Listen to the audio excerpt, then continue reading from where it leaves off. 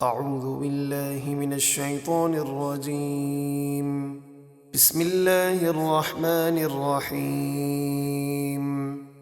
ولقد أرسلنا نوحا إلى قومه فقال يا قوم اعبدوا الله ما لكم من إله غيره أفلا تتقون۔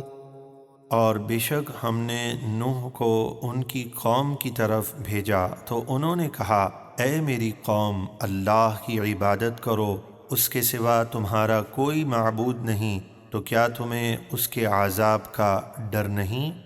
فقال الملأ الذين كفروا من قومه ما هذا إلا بشر مثلكم يريد أن يتفضل عليكم ولو شاء الله لأنزل ملائكة ما سمعنا بهذا في آبائنا الأولين۔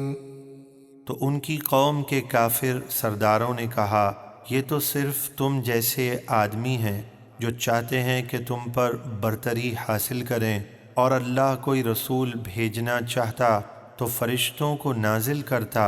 ہم نے تو اپنے پہلے باپ داداؤں سے یہ نہ سنا کہ انسان بھی رسول ہوتا ہے۔ إن هو إلا رجل به جنة فتربصوا به حتى حين۔ وہ تو صرف ایک دیوانے آدمی ہیں، تم ان کے بارے میں ایک وقت تک انتظار کرو کہ ان کا انجام کیا ہوتا ہے۔ قال رب انصرني بما كذبون۔ جب نوح کی قوم ضد اور انا پر اڑی رہی تو انہوں نے عرض کی اے میرے رب میری مدد فرما، کیونکہ انہوں نے مجھے جھٹلایا ہے۔ فأوحينا إليه أن اصنع الفلك بأعيننا ووحينا فإذا جاء أمرنا وفاردت النور فاسلك فيها من كل زوجين اثنين وأهلك إلا من سبق عليه القول منهم ولا تخاطبني في الذين ظلموا إنهم مغرقون۔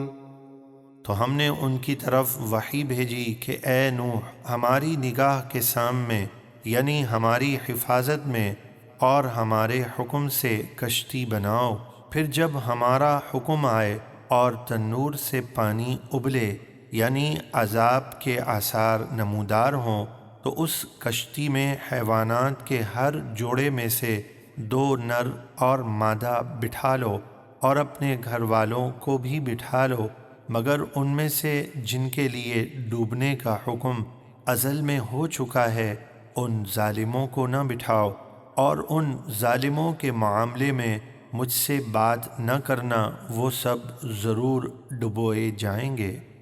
فإذا استويت أنت ومن معك على الفلك فقل الحمد لله الذي نجانا من القوم الظالمين۔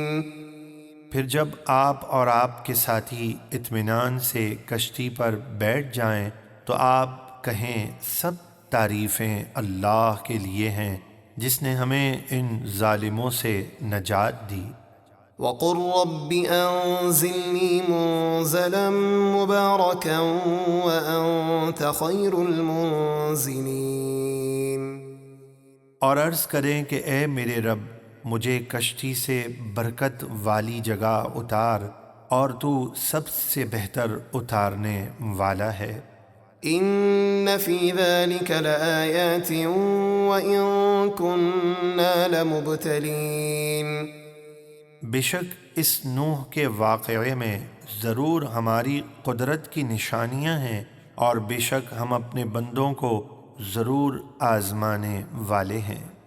ثم أنشأنا من بعدهم قرنا آخرين فأرسلنا فيهم رسولا منهم أن اعبدوا الله ما لكم من إله غيره أفلا تتقون۔